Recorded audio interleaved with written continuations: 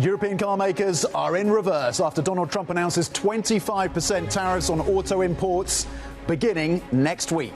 The US president also threatens more levies on the EU and Canada if they cooperate against the US. Plus, France's Emmanuel Macron announces 2 billion euros of new military aid to Kyiv ahead of today's planned European summit in Paris to discuss ending the conflict. Let's check in on the markets then, with European equities under pressure on that 25% auto tariff expected to kick in next week. You have the major automakers, particularly in Germany, under pressure right now. The German DAX currently down 0.9%. Here in the UK, the FTSE 100 off by 0.5%. And over in France, the CAC 40 also lower by 0.5. Italy and Spain under pressure as well. Let's split the board and have a look cross-asset. We're going to break that auto story down for you. Of course, you have the likes of Stellantis, you have the likes of Mercedes, all down between 4 and 5% the last time I checked. S&P futures stateside after the losses of yesterday, currently in a holding pattern, looking for direction. President Trump saying that when it comes to those quote-unquote reciprocal tariffs next week, maybe they will be a little softer than some had expected. The US benchmark 10-year at 4.37 as some Fed officials reiterate the message that getting to that 2% target could be harder in this tariff environment. A move there of 2 basis points on the benchmark yield. Euro dollar at 107. Currently the single currency up 0.2%. Markets betting, though, on increased rate cuts from the ECB. More than 2 now by the end of this year, pulling forward their bets for April in terms of when the ECB goes next. Brent trading at $73 a barrel, currently down 0.4%. But the conversations that matter, the insights you need. Let's get the show started.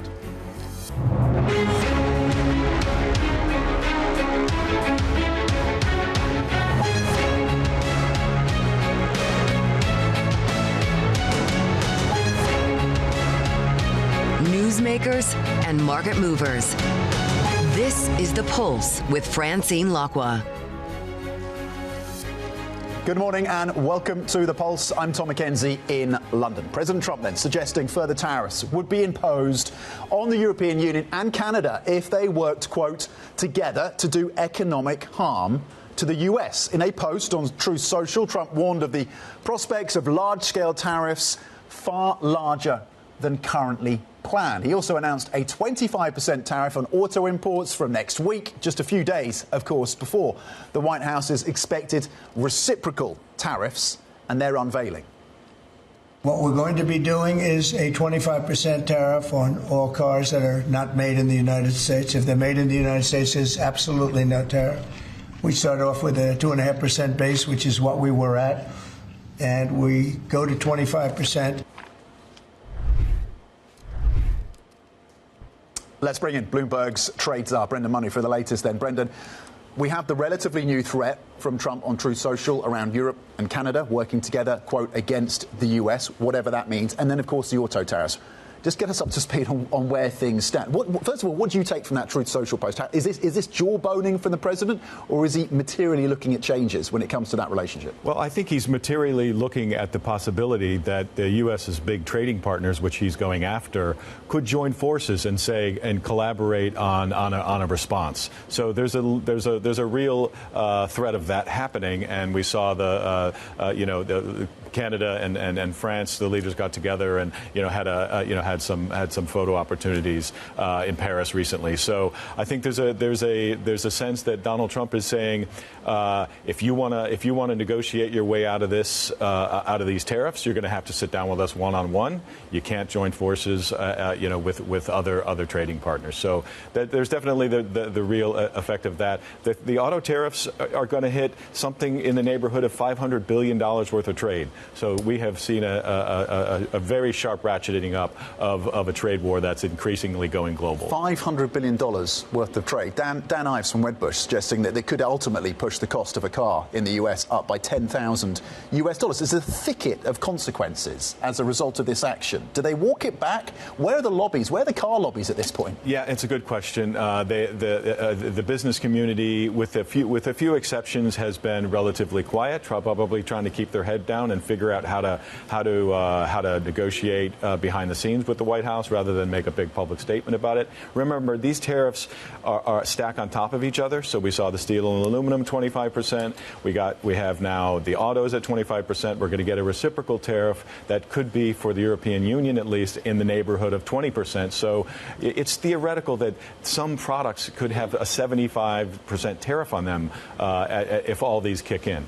It's like a layered cake of tariffs that are coming through from this Trump administration. It's a big tariff wall being erected around the U.S. economy. Yet, there is some optimism in the markets that the reciprocal tariffs, as they've been defined by the Trump administration next week, April the 2nd, may be more modest than some expect. It seems you're suggesting that maybe is a little bit of complacency in the market. Well, it sounds to me like they announced this, sort of crushing blow against the auto industry, and then they said, well, let's maybe try to temper the rhetoric around the reciprocal tariffs, and that's where Trump said, oh, well, we might be lenient.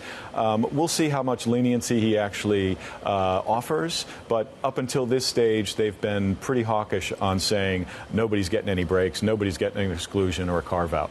OK, Brendan, thank you very much indeed. Of course, kept very busy, you and the team, as we lead up to April the 2nd and possibly after as well. Bloomberg's trade czar, Brendan Murray, with the latest in the context around what we've been hearing and the decisions from the Trump administration on tariffs. Let's get more details in terms of the impact on the auto sector, particularly with a focus on Tesla, because Elon Musk has said the impact of those tariffs on Tesla is, quote, significant.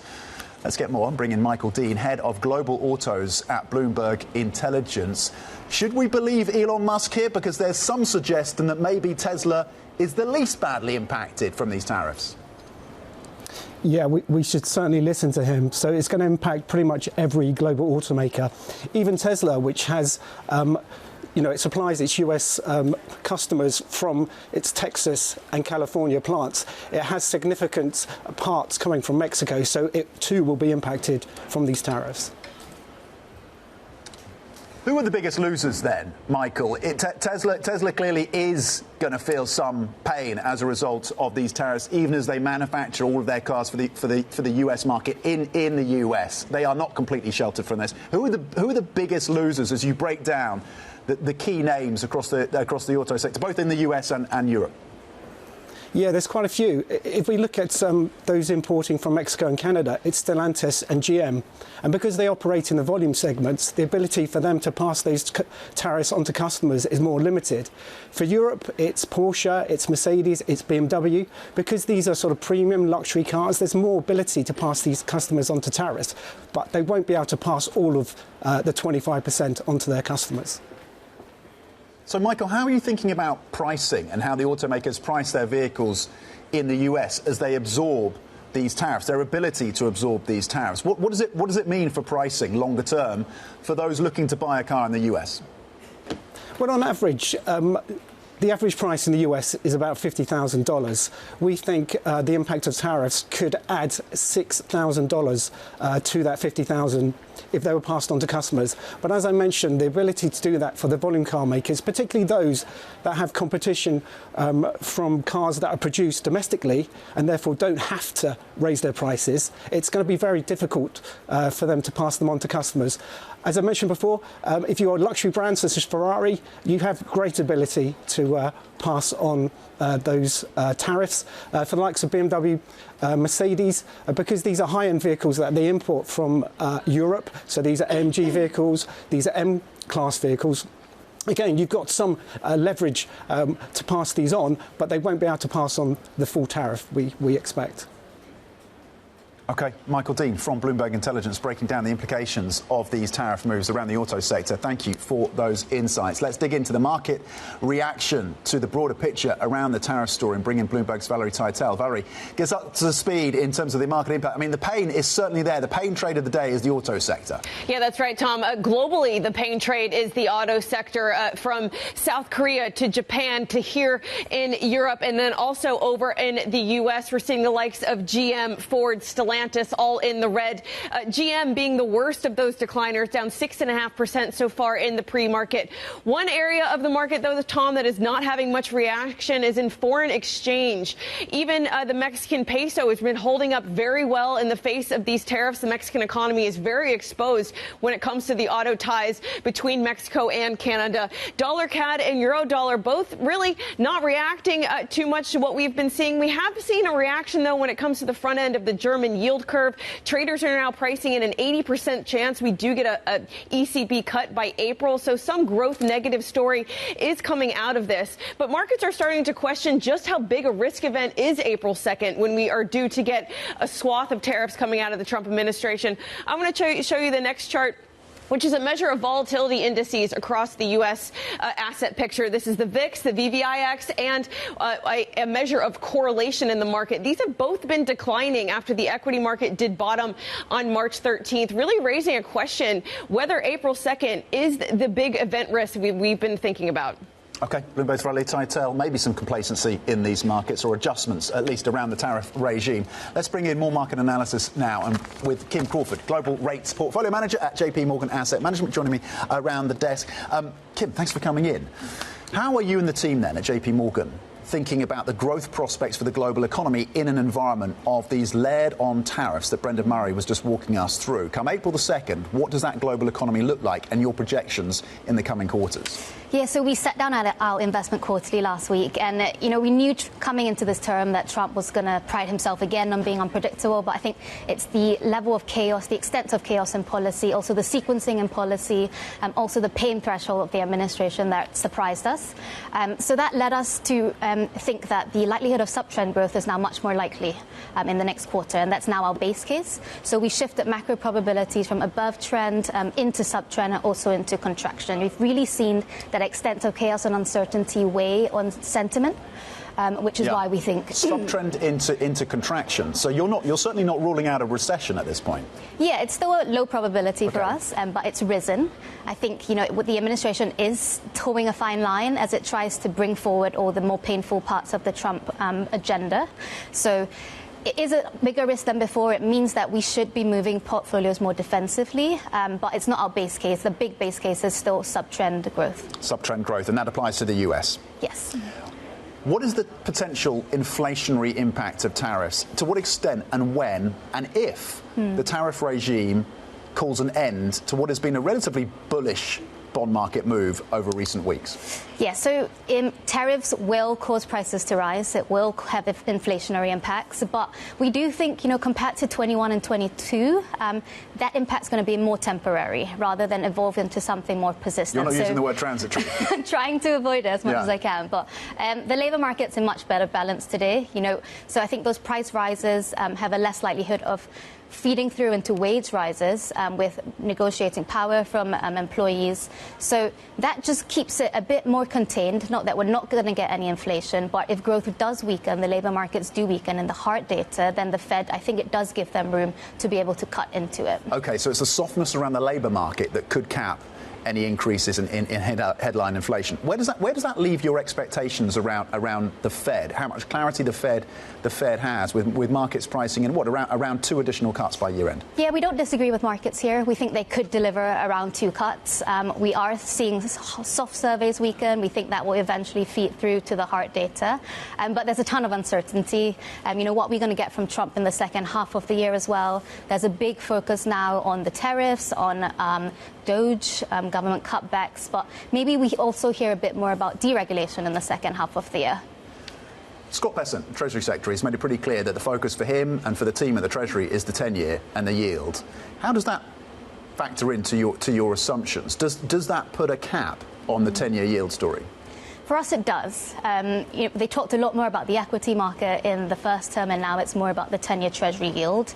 I think they're also focusing on deregulation to try to keep a cap on those yields that would unleash demand from bank treasuries, for example. So I think it does change the demand-supply imbalance a little bit, but we still have a central bank in the U.S. that is going to stick to an easing bias as growth weakens. We've got a labour market in better balance, as we talked about earlier, and we've got wage growth and really continuing to moderate. So I think with all of those, you take out that really tail of a reacceleration in the U.S. economy. We do think 4.5% is a cap that will be pretty difficult to break. 4.5% is a cap on the 10-year. It's currently at 4.37. What needs to come together to get the 10-year to sub 4%? Is that a likely scenario by year end, sub 4% on the 10-year? Well, we think the Fed's going to cut twice. Yeah. I think to get sub 4%, you're going to need those tariffs to not come down to a more moderate landing zone, but rather stay, at that opening gambit, let's say, that Trump is going to show us on April 2nd. But we think given the extent of the hit to the U.S. growth that we will get, we think those tariffs will come back more to a 10% level. That will mean at least a 1% hit to U.S. growth still, but not recession. So it keeps the Fed gradually getting out of that restrictive territory, but possibly just not cutting aggressively in that recessionary scenario. OK, your top picks, UK and US, when it comes to sovereign debt. Where along the curve do you want to be sitting then? Yeah, it's a good question. So we think with the current environment that we have, the front end is probably where you want to be focusing on, but also sitting in 2-year bonds at the moment, there's a lot of negative carry-in roll from that. So given all the uncertainty that we have, we do think the belly, the 5-year point, is probably the most attractive just to sit in for the next few months. OK, so the 5-year has that attraction right now in terms of where you want to be positioning across the curve. When it comes to the UK, what did you make of... I guess there's a question going out to autumn now for the UK Chancellor in terms of how much scrutiny is going to be on that headroom that she's given herself, just under 10 billion pounds. Does that concern you? How vulnerable do you think the gilt markets are in the lead up to autumn? Yes, it's good news that she did restore fully that 10 billion fiscal headroom, but it's still wafer thin compared to historically. Like you said, it's really vulnerable to moving gilt yields, lower growth outcomes. The OBR, I think, really threw her a bone as well in terms of really cutting that 2025 growth forecast. Is it a credible forecast from the OBR? I think it's going to be challenging to meet, 1% growth this year and 1.5% next year when we're not going to get as much public sector boost as well. And the private sector is weak in the UK.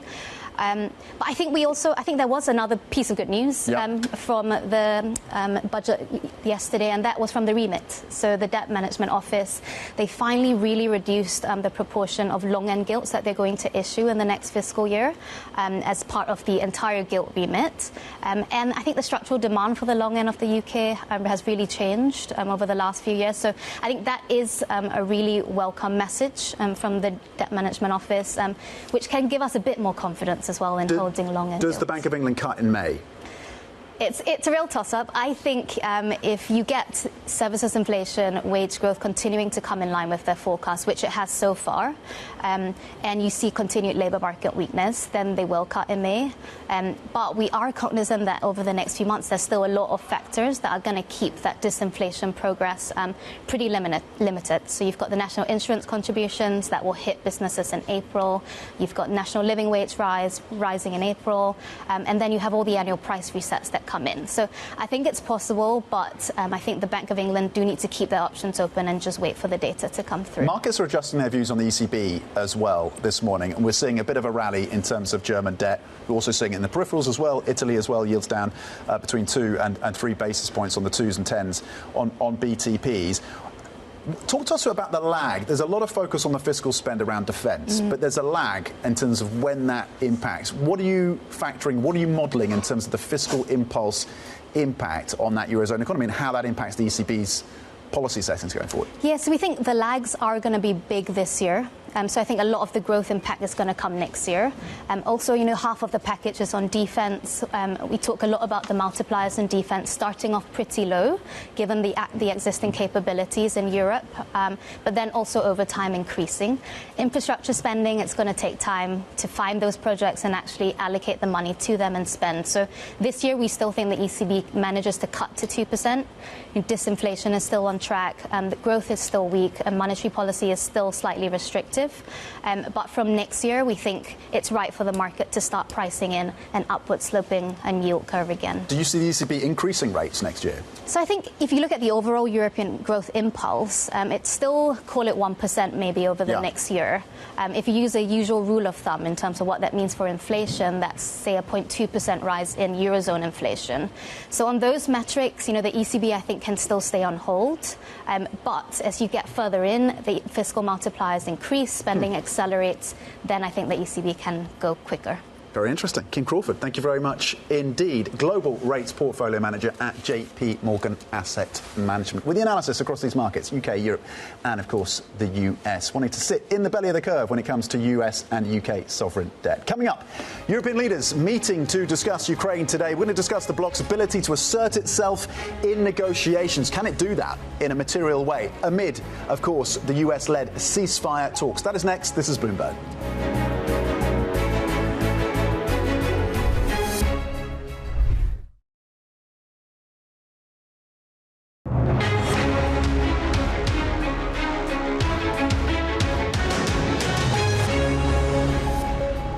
The conversations that matter, the insights you need. This is The Pulse. I'm Tom McKenzie in London. Now, more than 30 European leaders are meeting in Paris to discuss support for Kyiv, including plans for a, quote, reassurance force of European soldiers stationed in Ukraine. This comes after French President Emmanuel Macron said Russia would not dictate conditions for peace in Ukraine.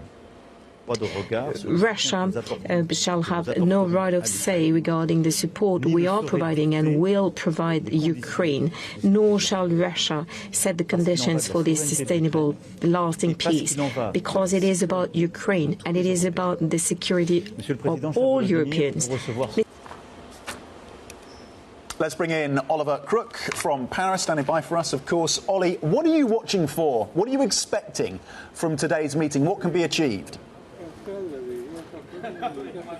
Yeah, Tom, so we just watched all of the leaders arrive here at the Élysée Palace here in Paris, where they're, in this meeting that's been brought together by Emmanuel Macron in this sort of new initiative, we should say, the Coalition of the Willing, a sort of brainchild of Emmanuel Macron and Keir Starmer, to basically, it's almost a sort of European pillar of NATO, basically trying to take into hand much more of the defense functions of Europe without the sort of U.S.'s influence, and also presenting different plans for Donald Trump in order to sort of future-proof Ukraine's independence in the event of a ceasefire or indeed a peace negotiation. What we're looking for from leaders today is to basically take out of the abstract and into the concrete what this coalition of the willing is actually willing to do. Are they willing to commit a number of forces? What countries are willing to participate and in what capacity? Tom, we've talked about this quite a lot, but I think it's very, very important. Many of these leaders are going to be very reticent to sign on to sending troops into Ukraine without a clear idea of what their mandate is, what their function is. Is it just to observe the conditions of peace? Is it to return fire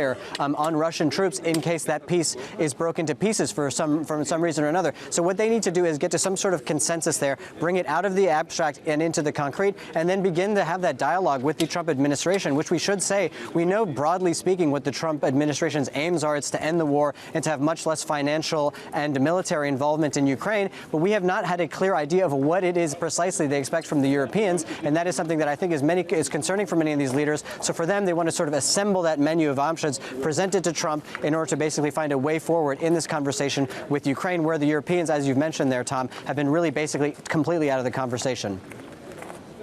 OK, and there's two key areas of focus, clearly, for European leaders. One is on the defence, one is on the Ukraine story. The other piece of this is how they respond to these new threats from President Trump. You've got the auto tariffs, and then you've got the additional threat around EU and Canada working together. When they hit Europe and steel and aluminium exports with tariffs, Europe responded. Do they respond now, Ollie? Yeah, well, listen, Tom, we should say that the sort of aluminum and the steel tariffs are a much smaller proportion, much less of a big deal for the Europeans than the auto tariffs are. What the EU is now doing is they're taking a little bit of more time to sort of analyze the situation and try to understand what the Trump administration is willing to sort of negotiate on. We understand that basically the Trump administration has been unwilling to engage in serious negotiations on this question of auto tariffs and reciprocal tariffs with the Europeans until basically they come into effect on April 2nd. And for the Europeans, again, it's trying to assemble this sort of credible retaliation while also not trying to basically launch an all-out trade war with the United States. We should say this is a fairly fine line to walk. We should say there's been some strong rhetoric from Ursula von der Leyen and some of the others here. But again, they're holding off a little bit to basically try to understand what the sort of Trump gambit is here, really. And I think the biggest concern for the European actors here is that it's not just going to stop necessarily at cars. It's not going to necessarily stop at goods. What if he wants to target this value-added tax question that Europeans levy on companies that have sales within Europe? Basically, there's an unlimited ceiling, potentially, for what Trump wants to target in order to sort of get the America First agenda through. And for the Europeans, they really need to understand how far he's willing to go, and as a consequence of that, what concessions they're willing to make. But again, Tom, in Europe, it's like there's this week's problem and there's next week's problem. Trade may be next week's problem. Today is trying to get some sort of coherent voice on Ukraine. Yes, pretty head-spinning, isn't it, for EU leaders? On the ground in Paris, Bloomberg's Oliver Crook outside the Elysee Palace in Paris. Ollie, thank you. Staying on France, the country's budget deficit last year was narrower than expected, giving the government some breathing space as it tries to cut its debt load. The gap came in at 5.8% of GDP, lower than the 6% forecast by the Finance Ministry. The government is aiming to bring it down to 5.4% this year as a step towards reaching the EU's 3% limit by 2029. Coming up, we're going to hear what UK Chancellor Rachel Reeves had to say on Bloomberg TV this morning on the back of that spring statement. Stay with us. This is Bloomberg.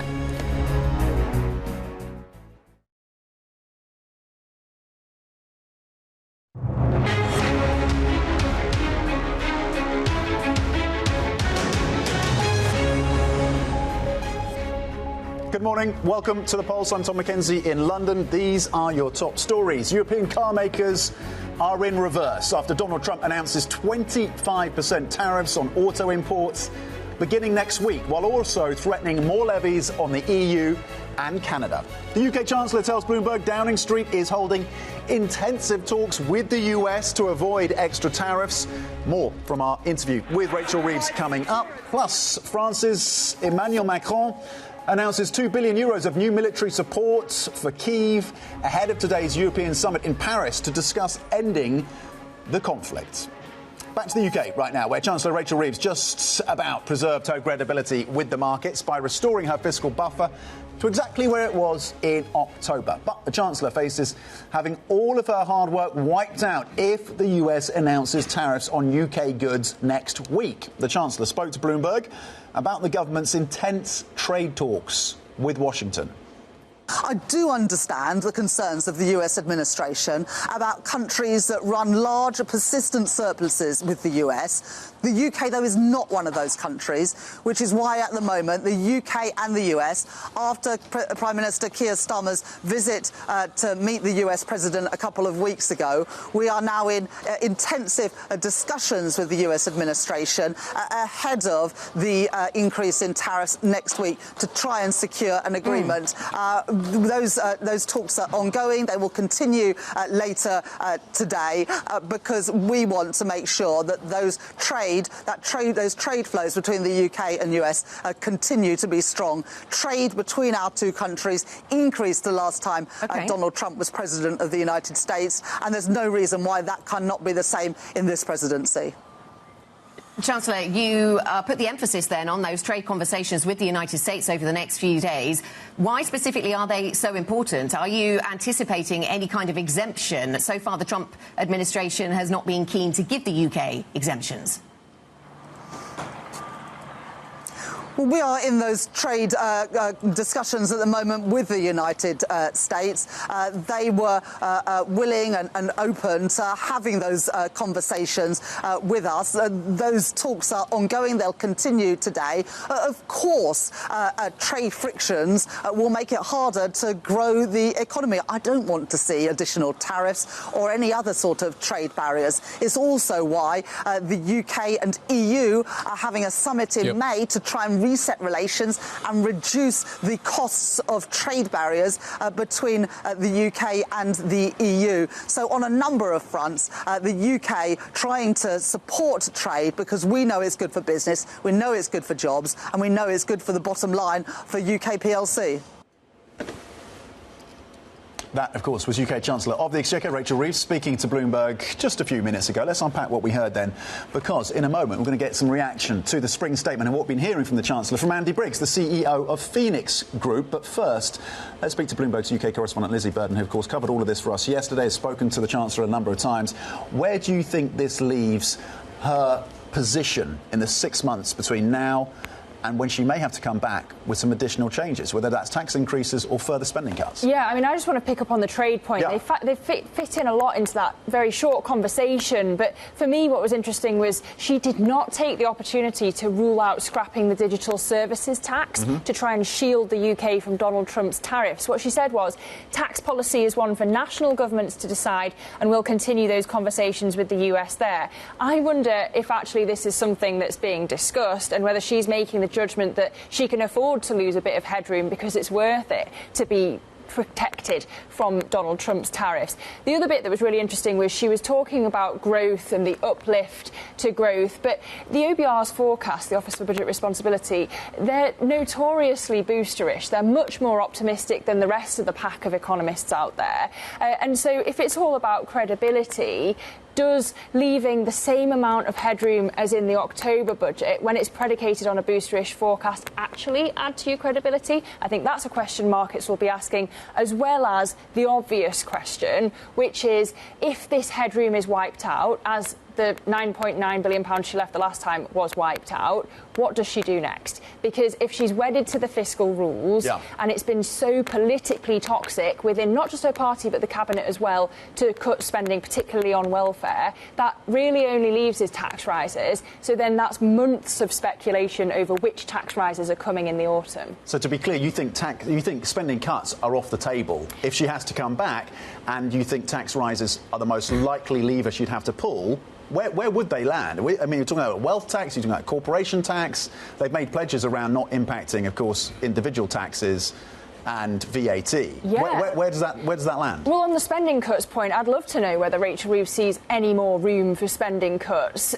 On the taxes point, again, I would love to know where she thinks there's room for this, because we already know that the October tax hikes, even just the fear of the impact of them, had an impact on the UK economy. We'll see what happens in April when the payroll tax increase comes in. But as you say, there was this manifesto promise not to raise taxes on individuals. There were also promises, to have only one budget a year and to not return to austerity. And it seems like, given the global headwinds have changed so much, as Reeves continually emphasised yesterday, perhaps she could make the case that things need to be changing even more by the October budget. OK, Lizzie Burden, UK correspondent, thank you very much indeed. Let's get another perspective right now from the business community. The Chancellor, of course, didn't elaborate on planned UK pension reforms in her spring statement. She did mention it, but didn't give much detail. UK officials have been piling pressure on the wider pensions industry to commit more to domestic investments. It's part of an effort to encourage more investment into British businesses, as outlined by Emma Reynolds, UK Economic Secretary to the Treasury. Let's listen in and then we'll get that perspective from UK business. One of the things I really want to do is boost the investment culture in the UK. I want to learn from what they do in Australia and what happens in the United States. What can we do to boost retail investment in the UK? That's a win-win, because it's a win for the people who perhaps have got cash savings at the moment. We need to give them the confidence to invest in British business, and it's a win for British business too, who need that investment. So that's something that I'm very passionate about, and I was glad to see that the FCA were talking about that in their 5-year strategy. OK, let's bring in Andy Briggs then, CEO of UK savings and retirement firm Phoenix Group. Andy, thanks for joining us. Is this government focusing and prioritising the right policy measures to grow this economy? Yes, I think they are, and I think the government focus on economic growth is absolutely right. We look after 12 million customers at Phoenix Group, £300 billion we invest on their behalf. An economy that's growing strongly will enable our customers to earn more and save more for a better retirement and get better income on their better returns on their assets as well at the same time. So we think that's the right focus. We think the pensions industry has a core role to play. In the UK, we invest far less into productive assets compared to other big pensions nations globally. And as a result, our customers get lower returns. So we think there's a real real opportunity to get better returns for customers by investing more into productive assets such as infrastructure, such as growth equity, which also will be beneficial to the broader UK economic growth, and that's what we're working closely with government on. Does that need to be mandated? Does that need policy to enforce that? It needs policy to enable it, which is being put in place. I don't think it needs mandation. I think it's important that customers still have choice, but this is in customers' interests. So if you look over the last decade, UK savers have had a real return of 4%. Their Canadian counterparts have had 5.2% per annum real return, the Australians 5.5%. If you put that over a lifetime of saving for retirement, Canadians and Australians are going to get a 50% higher retirement income than UK savers. That's massive. And that's because of the proportion invested into productive assets. The government is looking to mandate an increase, more ambitious allocation of pension funds to growth assets above the 5% that you and others are committed to by 2030. Is there merit in that? Yes, there is. So overall, across all of pensions and insurance in the UK, we invest about 14% into productive assets. But if you take defined contribution saving, which is where Mansion House Compact is focused, it's about 1% currently. So what we said in Mansion House Compact, we should get that to 5%. There's absolutely scope to go further. Again, if you look at Australia and Canada, they would be well north of 10% of those DC savings into productive assets. How much progress has Phoenix Group made on that 5% target by 2030? Where are you at now? Yeah, so we launched Future Growth Capital, a joint venture with Schroders, which is the UK's first asset manager focused specifically on growth equity to support the Mansion House Compact. By the end of March, we would have invested 250 million into that. That's on a journey to 2.5 billion over the first 3 years. Just to be clear, because you're involved in these discussions, what new policy do you expect to be coming down the pipe between now and the end of the year when it comes to your pension industry? So, excuse me, a number of areas are important here. So in terms of this investment into growth equity, most of it's in train. There are some sort of residual bits around charge caps that need to be addressed, and the plan is to address those. The second area is, when it comes to saving, only 10% of the population get advice on the journey to and through retirement. 90% get very little help. That's not an acceptable state of affairs. So the plans around targeted support are really important in that space to give more customers more help. And then the third key area is pension adequacy reform. And so at the moment in the UK, the auto-enrolment contributions are 8%. 8% does not give you a decent standard of living in retirement. So only 1 in 7 people in the UK are currently saving enough for a decent retirement. So the government is committed to a review of pension adequacy, and we think that's really critical that review happens and that those auto-enrolment contributions are increased from 8% to at least 12%. Andy, the stock Phoenix Group has performed quite well year to date, up about 13%. The earnings were a beat when they came through. What was it, last week, in terms of the earnings story for Phoenix Group? How does that position you for the year ahead? What assumptions are you making as well about the interest rate regime in the UK? How much of a factor is that for your investments going forward? So from the interest rate perspective, we hedge out the major financial risks, and therefore we're sort of fairly ambivalent as to what happens. What's attractive about Phoenix is we have a 15% free cash flow yield, we have a very attractive dividend yield, and it's very predictable and reliable over time because we hedge out the major financial risks. What are the main challenges to continuing to advance that dividend? So we're really confident in terms of the outlook. Our whole business is geared around helping people on that journey to and through retirement. We're the largest player doing that. 1 in 5 adults in the UK customers of Phoenix Group, and we grew very strongly last year. Our operating cash generation was up 22%, our operating profit up 31%, because we're playing. There's a lot of uncertainty in the world. You've talked about it earlier in the programme, but there's a lot of things that are certain. You know, people are getting older.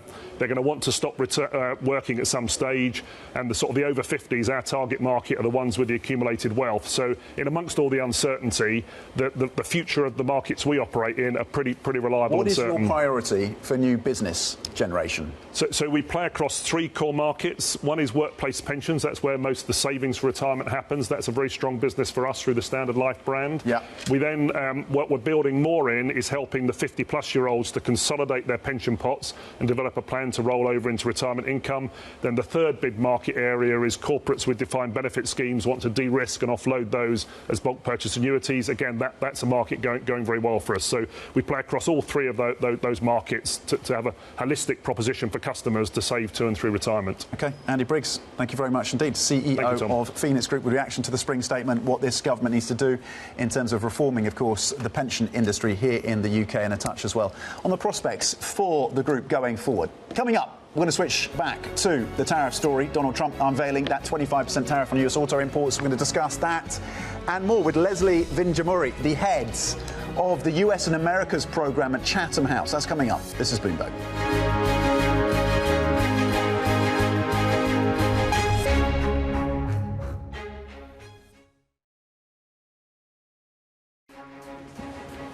This is The Pulse. You're looking live at the Principal Room. Coming up later, do not miss our interview with the Robinhood Chairman and CEO, Vlad Tenev. That's at midday New York time, 4 p.m. here in London. This is Bloomberg.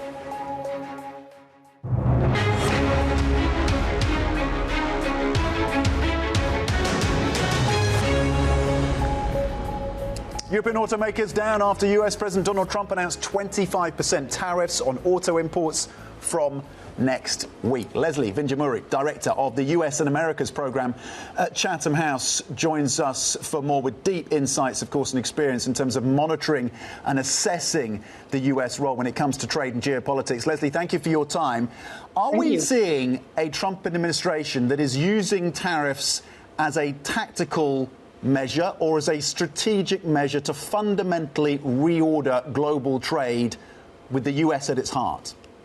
Absolutely. But, you know, the problem, of course, is that it's very hard to be sure or be certain what exactly the strategy is. And I think that there are a variety of mechanisms or means through which this is being used. And the one thing we know is Donald Trump is really a very pragmatic individual, with one exception, and that is his almost near theological commitment to the use of tariffs, impervious to evidence. So we can be sure that tariffs will be played again and again and again.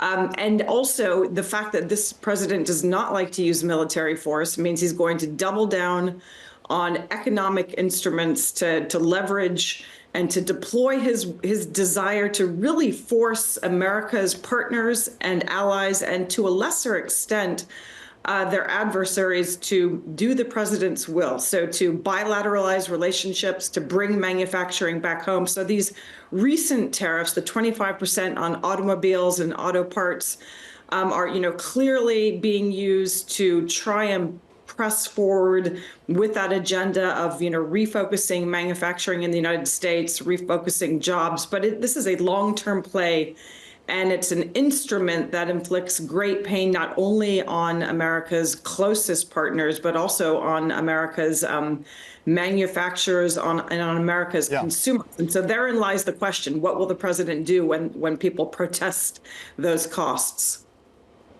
So maybe that's the pain point for the US president, and maybe a more of a medium term question for him as those tariffs start to really bite. Leslie, should we assume then, given what you've said, that April the 2nd, which the Trump administration and the president himself has described as the big one, quote unquote the big one, on April the 2nd, do we assume that that's not cleaning the slate then? That there will be some with hope that maybe April the 2nd it all comes out, we clean the slate, and then we move on?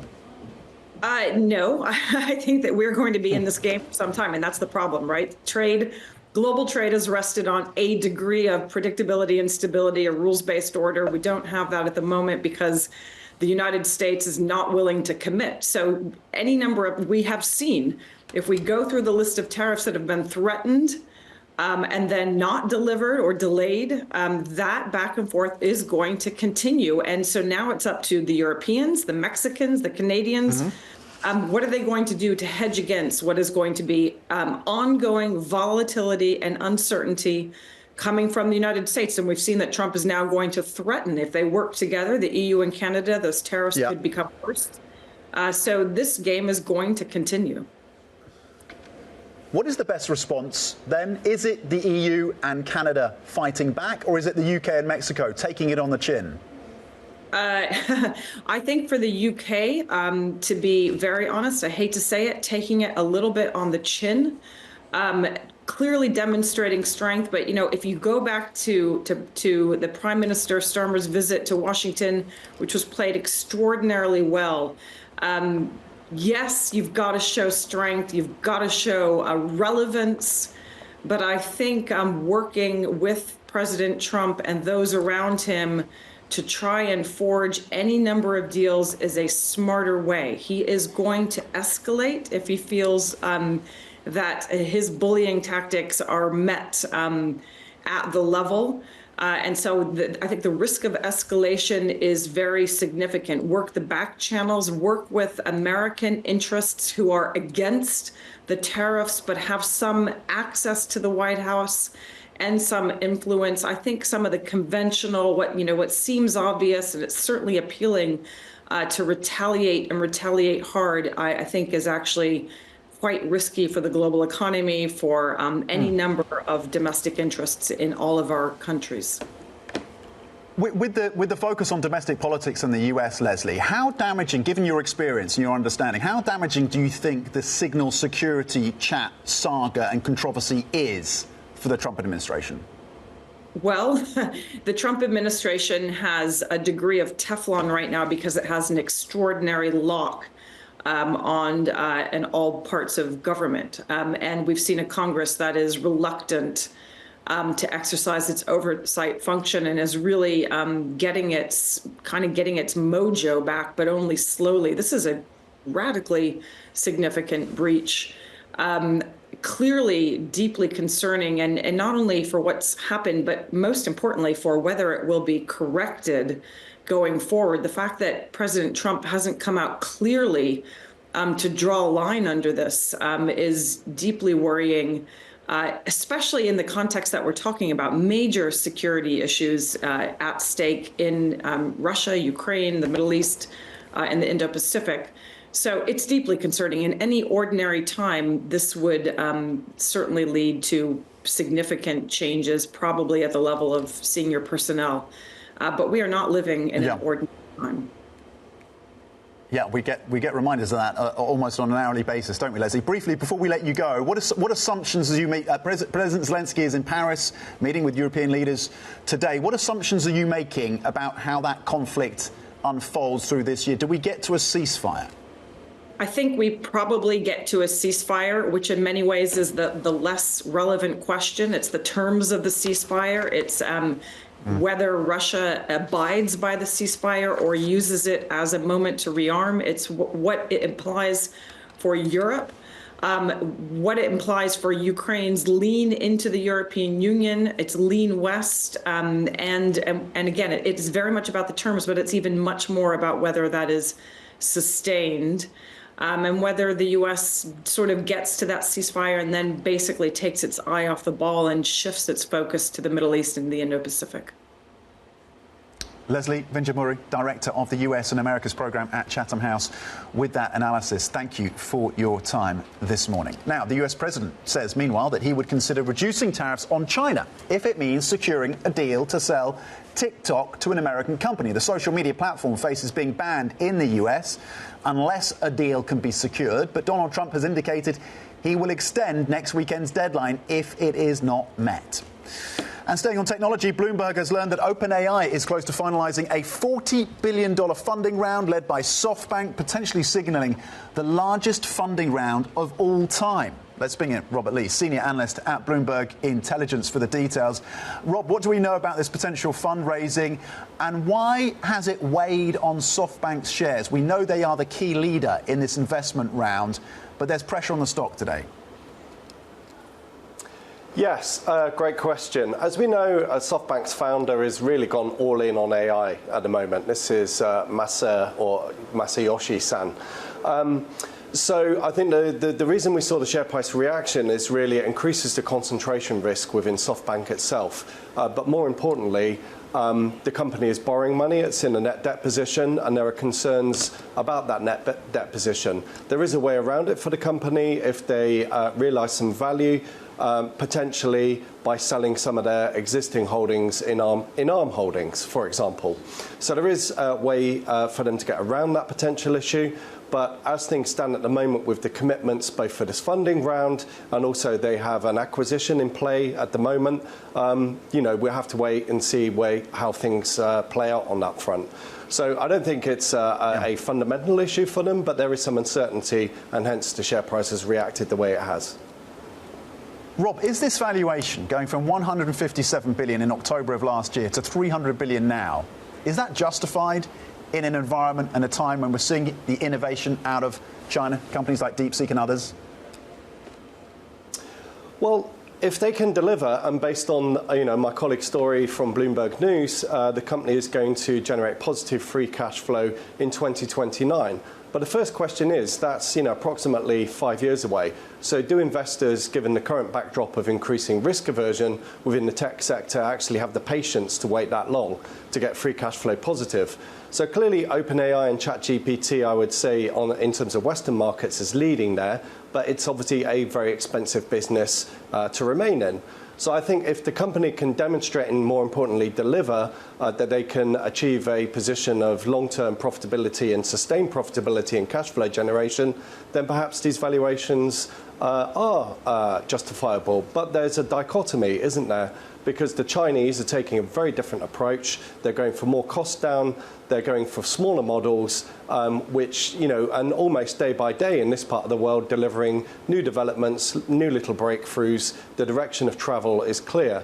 So there is a growing divergence between the approach between the Western companies, if you like, led by OpenAI, and the likes of DeepSeek and Alibaba and Tencent in this part of the world. So at the very least, it's going to make for a very interesting story throughout the course of this year. But I think, I think probably the weight of evidence and and looking at the reaction on Nasdaq and Nvidia's share is that the long-term solution or the long-term answer is smaller, more cost-efficient models. So again, that leaves a fundamental question for OpenAI. It really has to deliver on these sort of very hefty valuations at a time when a lot of the industry is shifting in really the opposite direction. Okay. Robert Lee from Bloomberg Intelligence, thank you very much indeed. Coming up at 4 p.m. London time, an interview with the Robinhood chairman and CEO, Vlad Tenev. You're looking at European stocks on the benchmark stock 600 down 0.5%. The praying trade on the auto space with German carmakers down on the tariff story. Bloomberg surveillance is next. This is Bloomberg.